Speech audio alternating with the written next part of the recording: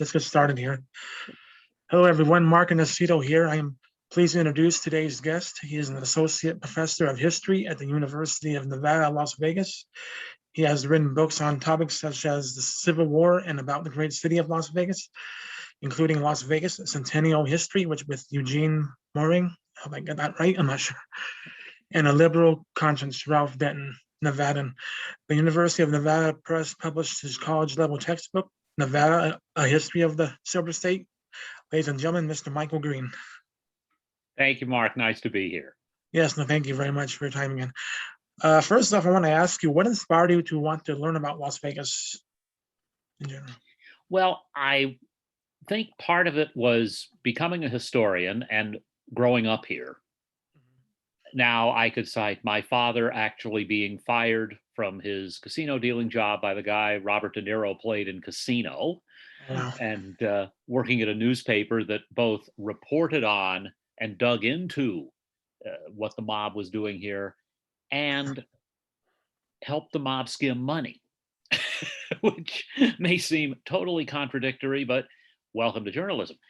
Yeah. So that was part of it. And to be fair, in history, you're looking for original documents, sources, and you're also looking for things that aren't really being discussed. And Las Vegas is one of those places that over the years, a lot of people have had trouble taking seriously. It's very possible right now, if you said to somebody, I'm going to talk to a professor from Las Vegas, they're going to ask if I look like Elvis or wear gold chains or what lounge I perform in. So just about anything is possible. So there was just so much to dig into that I know I'll never get to all of it. Mm-hmm. Mm-hmm. There's a lot to it. There's a lot to it, definitely. In your own words, how was Las Vegas founded, established, if you will? Well, of course, there were Native Americans here forever and ever, amen. And then in the late 1820s, early 1830s, Mexican traders began coming through. John Fremont explores the area and does a map of it in the mid 1840s. That really literally puts Las Vegas on the map, but also it's the best map of the area. So Brigham Young ends up sending a group of Mormon missionaries to Las Vegas in 1855. And you'd call that the first Anglo or non-indigenous settlement here. It doesn't last long. They leave after a couple of years. And there's a variety of reasons, but I always quote my old undergraduate advisor at UNLV, Ralph Roski, used to say the most important person in the history of Las Vegas is not Bugsy Siegel or Steve Wynn. It's Willis Carrier because he invented the air conditioner. If he hadn't done that, nobody'd be here. True. So eventually, after there were some ranching families here, in the early 20th century, a senator from Montana, William Andrews Clark, started building a railroad that ended up going through Las Vegas. It was the San Pedro, Los Angeles, and Salt Lake Railroad. And he bought the land, got the water rights, and eventually his company auctioned off land downtown. And while we wouldn't say that's really the first settlement of Las Vegas, it's the most important settlement of Las Vegas. And the city kind of splays out from there over the next, 116 years now. Interesting. That's interesting. When was the first wedding chapel founded and how did it change to where it's at today? Well, I'm not sure of the exact, wedding chapel itself, because there have been changes in the laws, for example, about weddings. One of the reasons people come here for weddings is that in 1941, the state legislature eliminated the blood test requirement. So in 1964, my parents came here to get married. My father's last name was Green. My mother's last name was Green without an E. Excuse me, with an E. My father was Green without the E. And they had to swear in front of a policeman that they were not related, as opposed to getting a blood test to prove it. So it was easier to get married. Yeah. And so you begin to see some chapels popping up, I'd say, in the 30s. And then in the 40s, when the Strip is being developed, some of the hotels have their own wedding chapels. And it really mushrooms from there. But there was one called the Little Church of the West that I think is considered one of the classic ones. And at one point, the Last Frontier Hotel had a wedding chapel called the Hitching Post, which is a pretty good term for a wedding chapel, I'd say. Yeah. But to this day, these are multi-million-dollar industries here where we have everything from your traditional wedding to drive-through weddings conducted by Elvis. Mhm. So if you want Elvis to do your wedding, I think you can do it here. That'd be cool. That'd be cool. Definitely. Or like a renewing your vows, whatever. I guess that would make Oh, sense that to too. some That extent. too. Yeah. Yeah, it's interesting. That's funny. Um, yeah, history.com states that Nevada outlawed gambling in 1910 and then it stopped speakeasies from providing gambling. What was it like during that period? Well, the law against gambling was played with, I'd call it, by the legislature until the final legalization in 1931. So there Mhm. were some forms of gambling going on. The speakeasies, once prohibition comes in, there is actually a pretty big fight in Nevada over how to enforce it. Reno had the best example of this because in 1923 they had a mayoral election where the candidate who won had promised to put a whiskey barrel on every corner with a dipper. Huh. Never mind prohibition, he was going to do that. Mm. But Las Vegas and Nevada were so much smaller then. The population of Las Vegas when prohibition began was about 2,300. This is 1920. That's surprising. Now, the population doubles by 1930 with Hoover Dam construction coming, but it's really a tiny railroad town. And for the most part, though not entirely, uh, federal agents weren't too interested. In fact, they eventually do a lot of arrests here. They run a sting operation where they set up a guy in his own little speakeasy with a Mm. primitive recorder and arrested a bunch of prominent people. And the mayor at the time was twice arrested for bootlegging. Many years later, of course, and I guess we're going to talk about him, Oscar Goodman became mayor, and Oscar did ads for Bombay Sapphire Gin. And he was very disappointed when I told him that one of his predecessors had even been arrested for bootlegging. Oscar wasn't the first mayor around here having booze on the premises. Mhm. Uh, but Nevada was not yet quite the tourist attraction that it would become. And in that period, like 1910 to 1930, where gambling is much more limited, drinking is much more limited, divorce in northern Nevada was the big industry around Reno. And so you still had people coming here to get divorces, and there were ranches set up for people to reside. And the attitude tended to be, well, if they got some booze and did something at home, that isn't really our business. Okay. Okay. Yeah, when gambling was legalized in 1931, that's when the organized crime became involved in Las Vegas. Again, what inspired the mafia to get involved with the whole Las Vegas thing at the time? Like, Mhm. What really triggers it, there are signs of it around 1931, and it really starts getting bigger in World War II and afterward. And it's a combination of things. One of them is with prohibition ending, there goes a major revenue source for organized crime. mhm, They can still provide alcohol, but it's legal, so brewers can get back in business, and no real need for the organized crime folks. mhm, Another factor is the growth of the Southwest generally. Las Vegas was growing thanks to the building of Hoover Dam and the legalization of gambling and easy divorce. But Southern California was growing rapidly. And that quickly became the biggest market for Las Vegas, and it remains an enormous market for the area. And here's money to be made. mhm, Here's an opportunity. Las Vegas also was a new city without, if we think about our relationships with other people, romantic and otherwise, we come into them with baggage. We all do. And Las Vegas didn't have that much baggage for these guys because the town really hadn't existed before 1905, meaning it was within their lifetimes.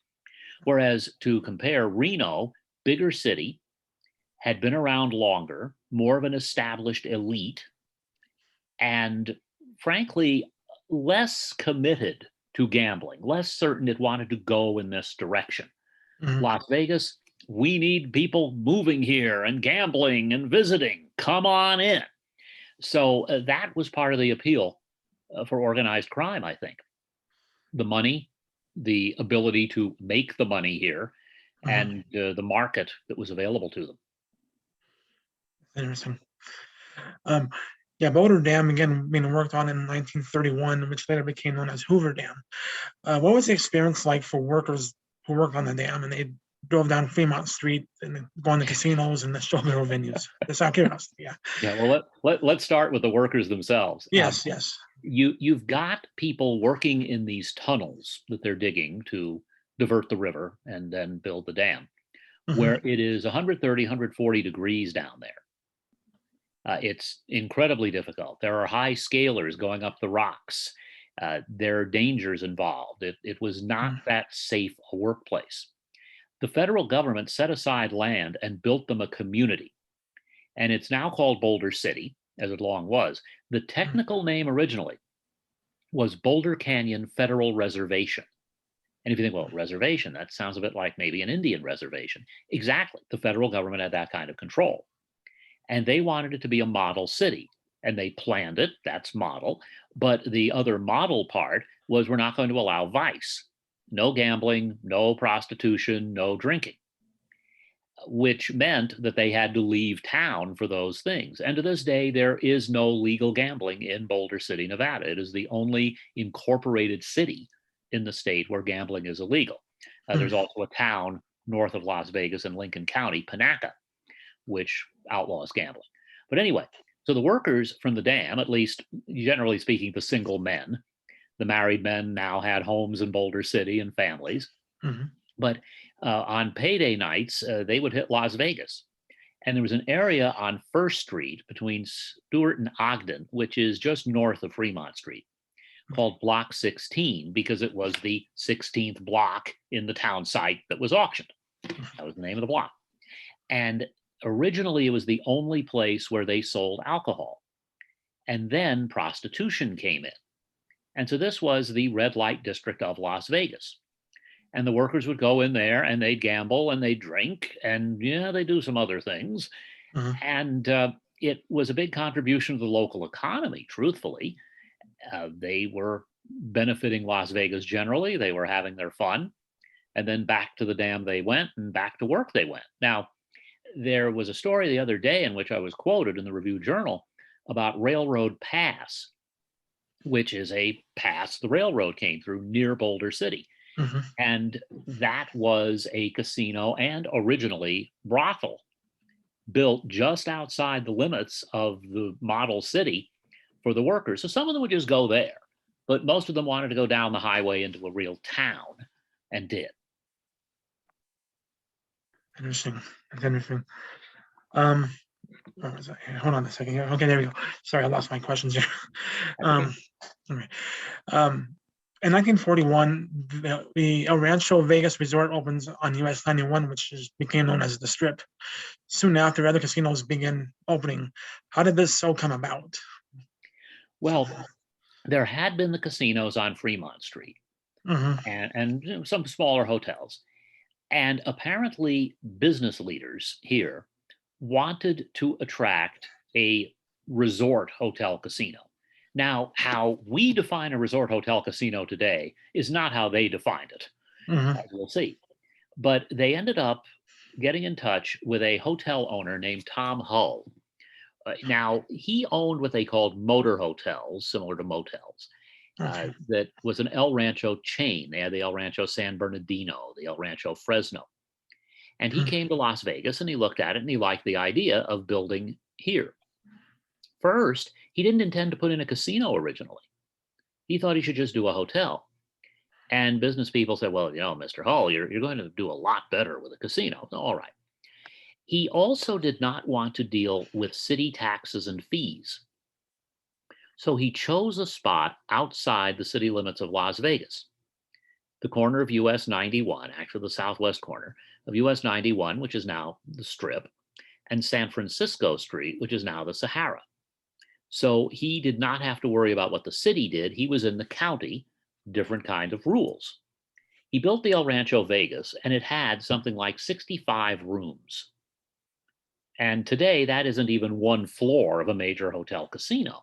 Yeah, But it was also designed for divorcing people. That the rooms were set up so, yeah, you could stay there 6 weeks. and have your own food if you really wanted.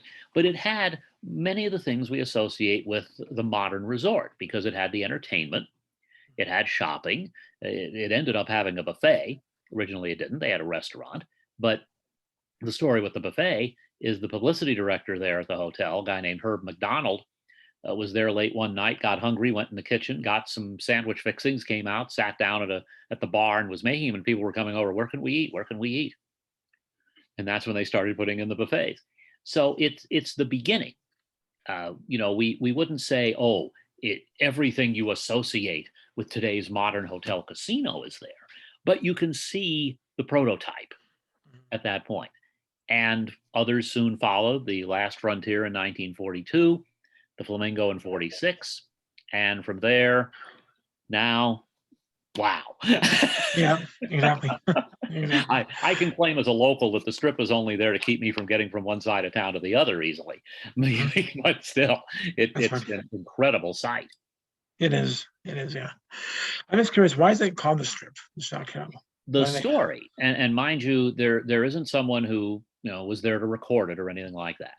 The story is that one of the nightclubs on Highway 91 in the 30s, it was called the Pair O' Dice, as in paradise, but spelled Pair O' Dice.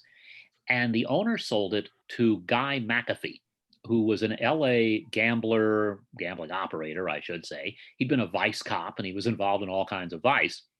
And he eventually would build the Golden Nugget downtown, and his partners got involved in several other properties.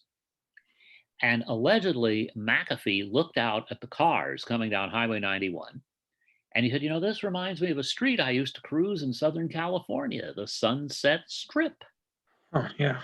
And it allegedly stuck. And we have tried over the years to prove one way or the other that McAfee definitely said this.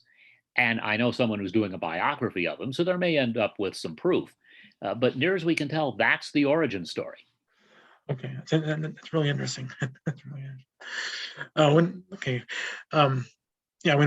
I came to talk now, when Bugsy Siegel came to Las Vegas, what was his vision, his overall vision? It's a good question because there are a lot of myths around Siegel. And there are people who argue he had no vision at all, that he was just a garden variety thug who got involved in business, got in over his head. And there are others who think that it was like the scene in the movie Bugsy, where Warren Beatty goes out in the desert, looks around, and suddenly has a vision. And I think that Siegel wanted to be legitimate. He wanted at the same time to continue serving his mobster friends. And the hotel itself was apparently not his idea, but actually the brainchild of a Hollywood businessman, Billy Wilkerson, who published the Hollywood Reporter newspaper and owns a nightclub or two in the LA area. And Wilkerson, unfortunately, was addicted to gambling and alcohol and lost the money, and he needed investors. And so Siegel invested with him and then eventually took over. Now, how much of it was that Wilkerson was originally a front man? Wilkerson has his defenders, and I'm among them. I think it was most likely his idea. But once he got into it, Siegel was really interested in this whole notion, I'm going to build a luxury resort.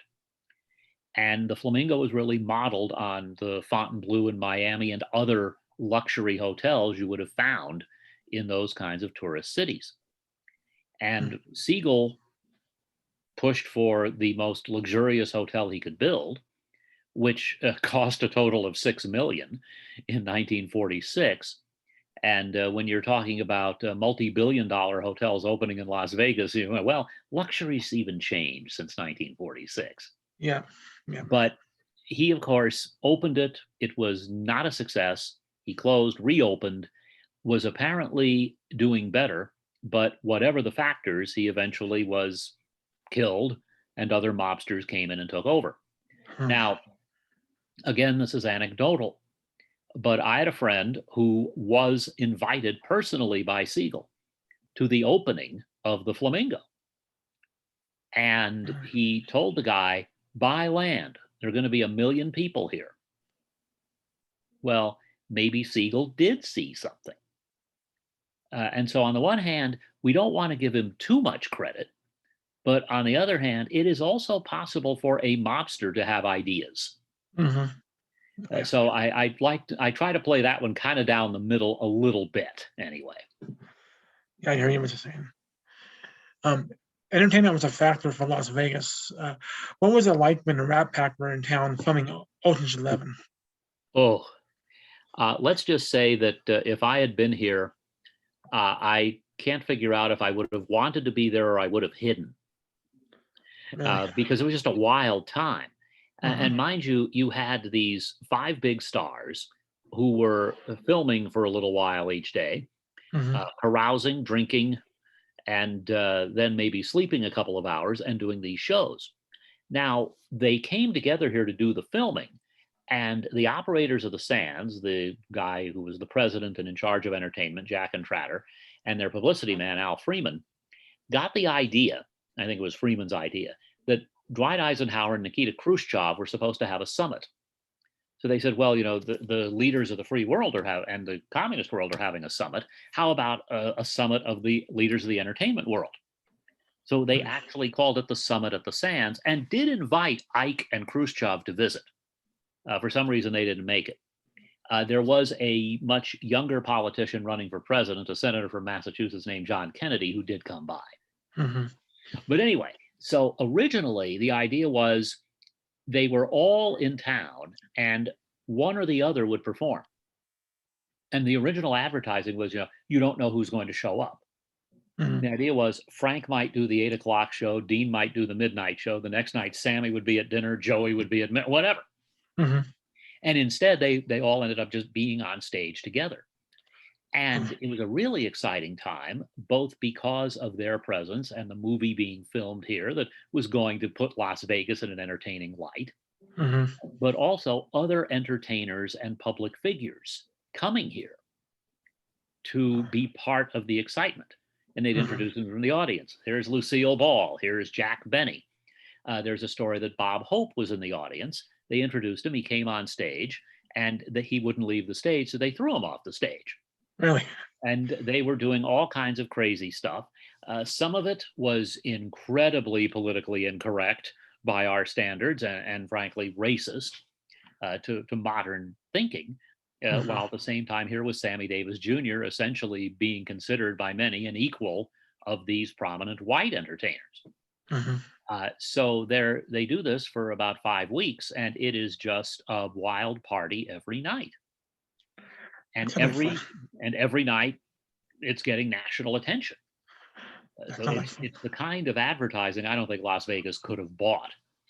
And it kind of goes to Yeah. the idea that Las Vegas was the only place in the country, or at least Nevada was, where you could gamble legally and find this kind of entertainment. And frankly, you didn't usually find the same level of entertainment and Mhm. action in northern Nevada. So this is promoting Las Vegas as the place you go to do all the things you're not supposed to do. And heaven knows Frank, Dean, Sammy, and Peter, Joey tended to go back to his room, but they certainly did all the things we're not supposed to do if we I can want to see live a that. long life. Yeah, I can see that. I can see that. It's definitely, it's interesting. Um, in the post-legal era, what was it like when the mafia was in control of Las Vegas? Like from the 50s until like maybe like the mid to late 70s, whatever, in that Yeah, genre. you had organized crime owning and operating most of the strip hotel casinos, really until the late 70s, and then they're being pushed out. And I really say the last organized crime connected operation, the Stardust, they were pushed out of there in 83. So you can kind of find a date, if you will. And a lot of people look back and say, oh, it was so much better then. And I think we make a mistake then because we're nostalgic for a period that didn't entirely exist the way we think it did. But also, certain things were, yes, better, if you feel that's better, and others would disagree. So let me pick that apart a little bit or try to explain it. First of all, the hotel casinos were a lot smaller. When the Desert Inn opened, they very proudly advertised that their casino was 2,400 square feet. Well, today's casinos, 75, 100,000 square feet. These are Yeah. enormous properties in comparison. So when they say, oh, well, they knew you by name then and they don't now. Well, try to learn all the names of people in that big a casino. Mhm. Actually, they do know your names because of the little slot cards and that sort of thing. The food was good. It was cheap by the standards of its time. The comparison today is, well, the food is more expensive, but it's better. We have the celebrity chefs, we have the major restaurants, and a more diverse food, more ethnic food. The shopping has certainly gotten a lot bigger and better. I think the technology means that the hotels themselves and the rooms are more advanced now. But in their time, they were very luxurious and very well done. One of the big differences is the entertainment, in that it used to be you could, on a Wednesday night, see Sinatra at the Sands. And Frank once said, for $6, you get filet mignon and me. And today, you're not likely to see the big names in the showroom on a weeknight, Mhm. maybe on a weekend, or more likely in a concert venue. Cirque du Soleil is great. These are great productions, but there were production shows back then too. I would say that it was not a good place to be if you were a woman, or especially if you were African American or Hispanic. But it was a different time, and they were very shrewd operators. We tend to think of the mobs, these Dems and those guys, Mhm. and they were business people here. Yeah, they might have had some D's, Dems, and those guys around, and they might have done that in their youth and knocked a few heads. But these were mostly people who knew how to run a business and did it very well. Mhm. And there was a bit more elegance to it. My dad came here to visit in the mid 50s and had to wear a tie to the showroom. I mean, this was the expectation. And so we associate the period, I think, with more elegance. Also, we're talking via Zoom and we're both on computers. Mhm. Nothing like that back then. No. You barely had TV. So Las Vegas was, you might say, a little more imaginary to people. They got to imagine what it would be like, or to come here and then live their imagination. Today, you can go online, you can find out whatever you want about Las Vegas, Mhm. I'd say. But another change, and I don't think this is a change for the better, is the story of the comp or the complementary. And it used to be that they was, oh, well, you want a free dinner? Go ahead. Here's a free dinner. And their attitude was, we're going to make the money in the casino. We're not too worried. If we feed you a little too well, you'll appreciate it and you'll gamble more. Mhm. And with corporate control, and it's certainly corporate, every department has to show a bottom line that's profitable. And they are far more scientific about things. So, once upon a time, when I was a kid, this is the late 60s, early 70s, there was a neighborhood casino we'd go to, and the owner would bounce me on his knee. I was 4 years old. And then we'd get comp for the 99-cent rib dinner. Well, you're not going to find a 99-cent rib dinner now. That's changed anyway. But they're not going to say, oh, there's good old Mike. Let's give him a comp. It's, well, now let's see. He has gambled this much. He spent this much here, this much there. We will do that.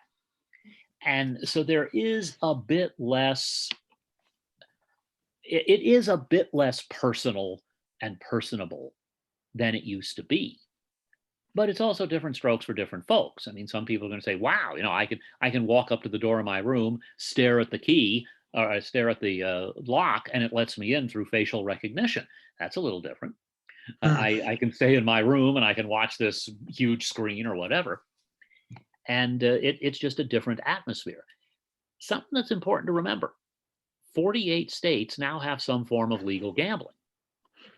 If you come to Las Vegas, yeah, gambling is probably on the agenda, but Las Vegas has to offer you other things, or else you'll just go to the corner casino in your town in, say, Pennsylvania or wherever you might be.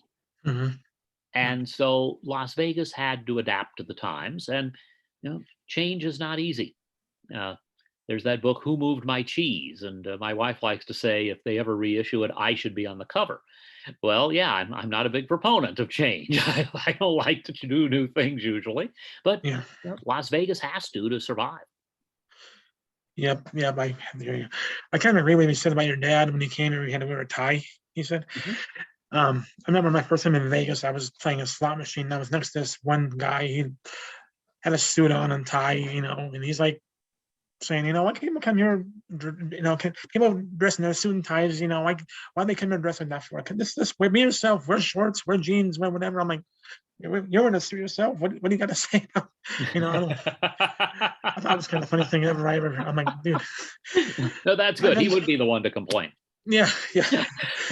Yeah, that was kind of funny myself. Yeah, kind of like back then they had like strict like rules like you got to wear a suit, you got to wear a tie in a casino or whatever. Now you can wear jeans and t-shirt. Doesn't matter. There's no big Yeah, and of course deal. that's also a function of society. Yeah. I mean, in my line of work, it used to be a professor came to class in a jacket and tie.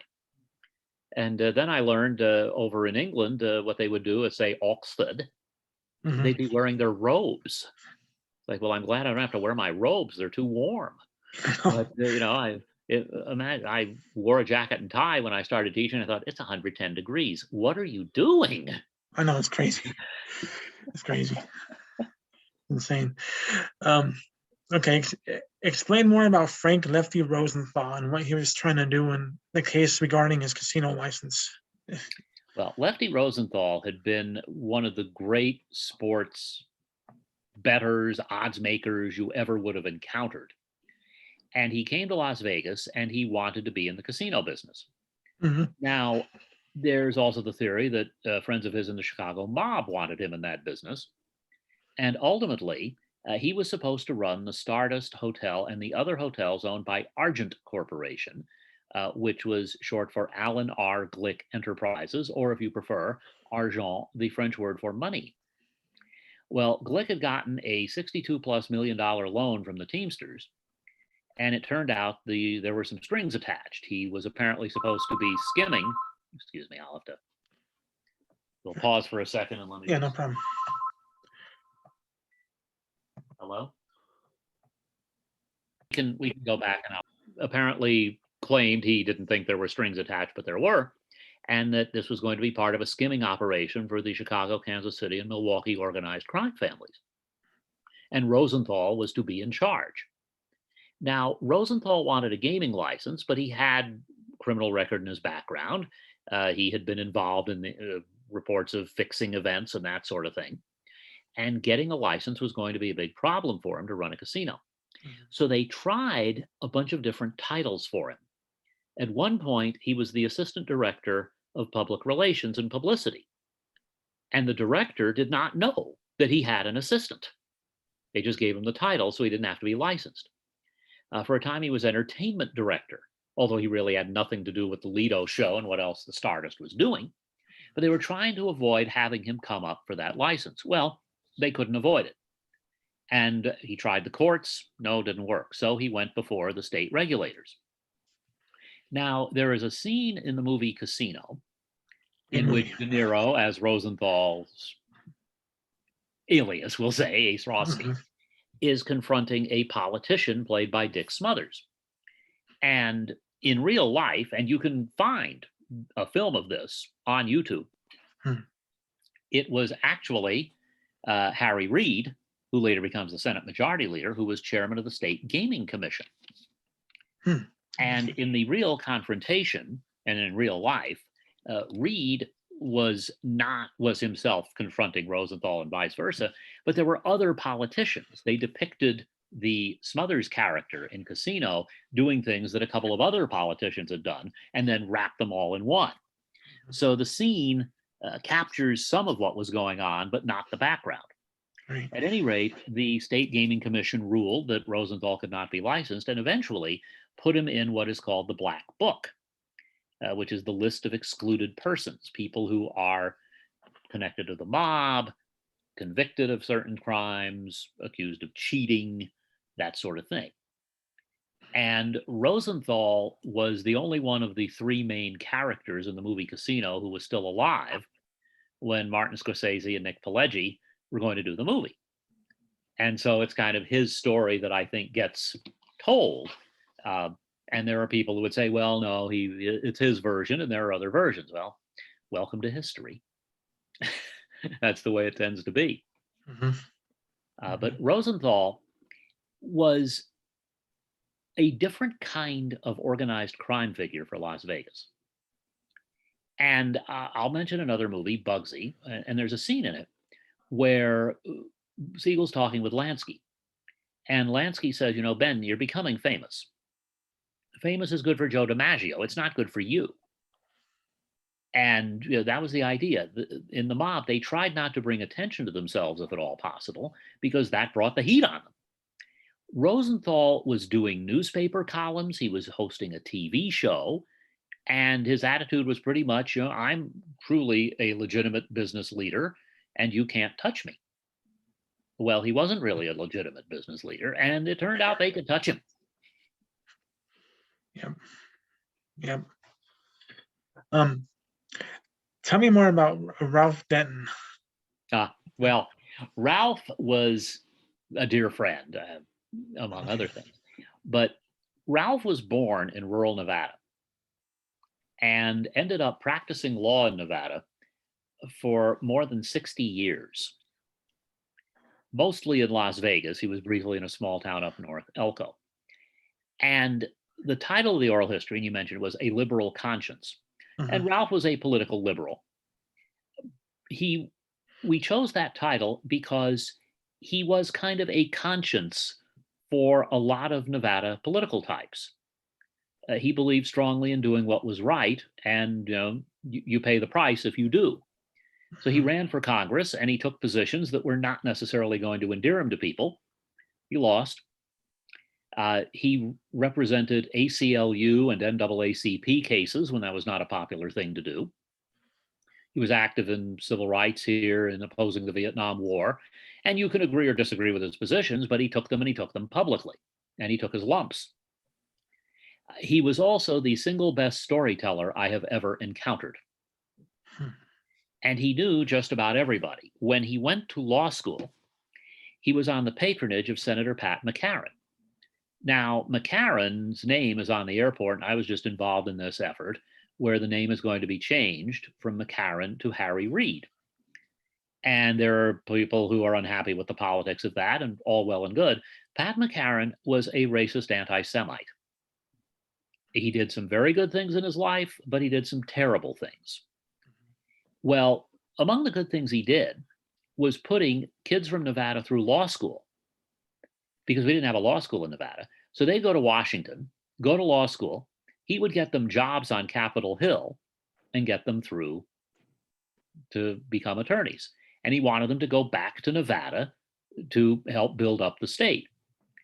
He presumably expected they'd support him, and that was a reasonable presumption.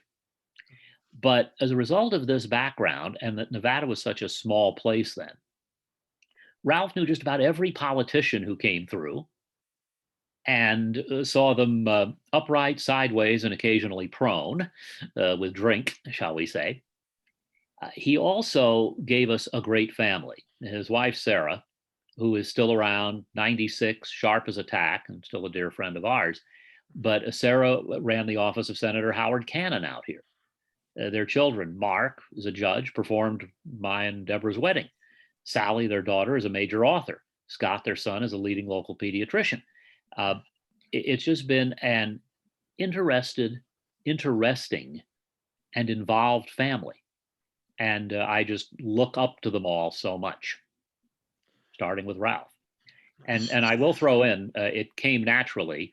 Ralph's mother was a school teacher who came from a Mormon family where they broke up the family because of the outlawing of polygamy.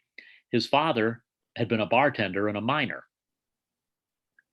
And so you get that combination of both idealism and realism. And I think it's something we should all aspire to.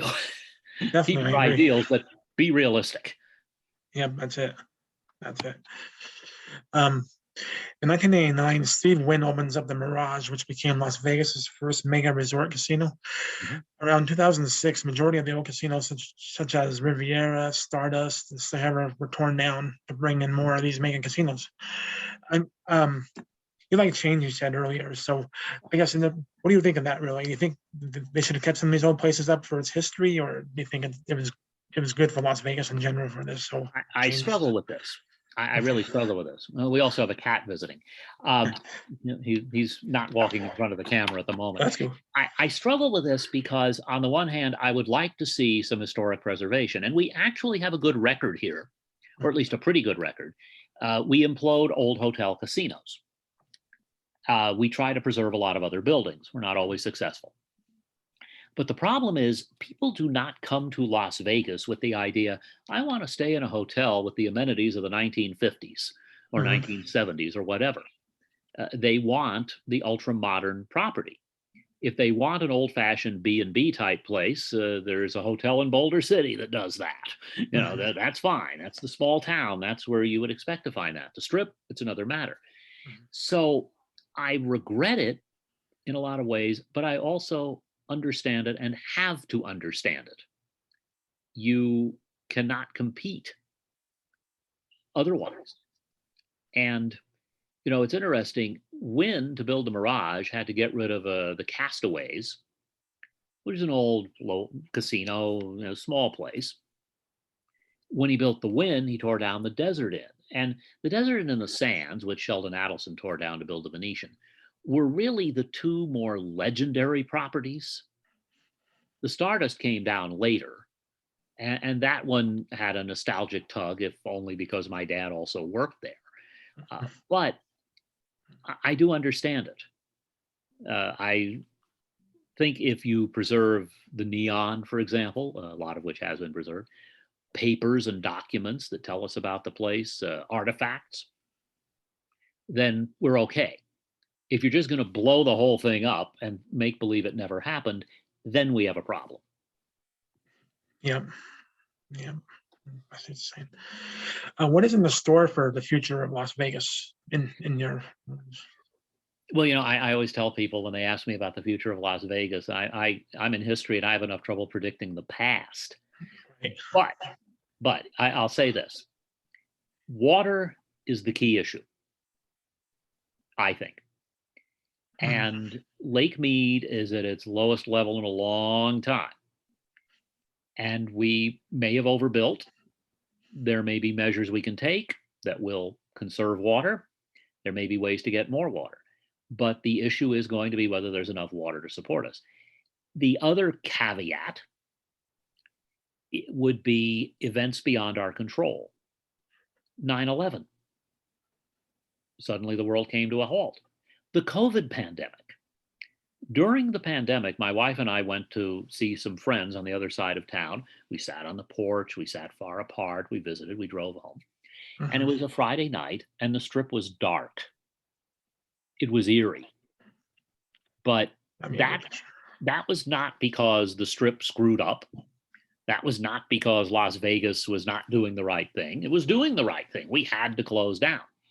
So the future is limited by those kinds of things. But I think that Las Vegas will adapt and keep up with technology. Now, I'm not wearing it right now, but I own an Apple Watch. Now, the Apple Watch enables you to talk to people. Anybody remember Dick Tracy in the comics? Yep. And then the movie? Well, that's what he used to do. And my goodness, it's happening. How did we get to this point? Well, Las Vegas will keep adapting to these changes. And I have a friend at UNLV, Bo Bernhard, who, like me, grew up here. And Bo studies gaming. And his comparison for Las Vegas also has been that Las Vegas will be to tourism as Houston has been to oil. That is where the ideas come from. That is where the management comes from. And you see that even now, where Las Vegas corporations are around the country, even sometimes, and the world, sometimes paying more attention to the other places than they do now to Las Vegas, because there's money there. But at the same time, Las Vegas is still the foundation for this. So tourism, as long as there are tourists and they keep coming, Las Vegas will have a bright future. Nice. Is there anything else you want to add for my audience? I would just say that there's a lot of interesting history when you're in Las Vegas. Yeah, there is. I'm actually. Go on. No, I'm sorry, but I'm partial because I'm on the board of the Mob Museum. Nice, But nice. this That was a is cool place. and this is a well-regarded museum. It's not a place where we pay tribute to gangsters, Mhm. but the Neon Museum with the classic signs, the Atomic Testing Museum, which discusses this period in particular when we were setting off mushroom clouds outside of town. And there's a county museum. You go to Hoover Dam, and they have a museum. Boulder City and the Boulder Dam Hotel have one. There are all kinds of ways to come here and look at our history, in addition to doing all the other things you might want to do or that you shouldn't do. Mhm. And I like to say, if you come here and lose money, it helps pay my salary. So There I you go. have to encourage you to come here and lose. Yeah, I hear you. That's true. It does help with people's salaries. So you got to look at that picture too as well. I actually saw the mob museum when I was there last time. It was really interesting place. It was really just the history about the mob and how in Vegas and everything. It was really how it was put together. I thought it was kind of cool when I Well, saw and it. I appreciate that. And I'll tell you a quick little story that your viewers might enjoy. Mhm. That is the first federal building built in Las Vegas. It opened in 1933. And over the years, we had got additional federal buildings, and gradually the offices moved out of there until by the turn of the century, the federal government wanted to get rid of the building. They actually were ready to implode the building. And the mayor at the time was Oscar Goodman, who had been an attorney here who represented organized crime figures, among others. Mhm. And Oscar's comment was, here's this beautiful old building downtown. We should preserve it. And then he'd say, I tried my first case there. I threw up on the steps, which he said he did. It was his first trial. He was nervous. Oh, that was interesting. And the rule the federal government has, if we give you a building, it has to be a cultural center of some kind. And there were people who argued for an art museum and a museum of the history of the city. And Mayor Goodman's reasoning was, we have to have something that gets people here, that they're really looking for, that they can't find elsewhere. And he came up with the idea. Now, this led to people saying it's just going to be a tribute to the mob. It's just going to be a tribute to Goodman. And he was adamant, no, we're going to tell the truth as close as we can get to it. And we do have a case about Goodman, and we have a documentary on him. He's a major figure in the history of this thing. It makes sense for us to have that. But the FBI and the IRS have gotten involved with us and provided us with material. That's really cool. So you really get all the sides, including the speakeasy downstairs. You got to have a speakeasy in a mob museum. Yep, you do. I agree with that. Yeah, it was a cool place. I really enjoyed walking through that. My wife was like, "You gotta see this place. You gotta go there." I mean, I want to go because I'm Italian myself, and I love these mob movies like Godfather or Goodfellas, Casino. So it's like I gotta do that thing about Las Vegas. My dad passed away early January, and he kind of inspired me to do this one. He says, "Why don't you do a thing about Las Vegas?" Like, yeah, I might consider it. And I kind of thought about it. Like, that'd be kind of cool. That'd be kind of cool. Well, I'm glad you did. I'm Thank sorry. you. I'm sorry you lost him, but I'm glad you followed his advice. Yes, yes. Thank you so much. That's all I have for this interview. I appreciate your time, definitely. Glad to. It was good. Thank you again. Definitely. Thank you, Mark. You take care. Yes, sir. Thank you. Okay. Bye-bye. Bye-bye.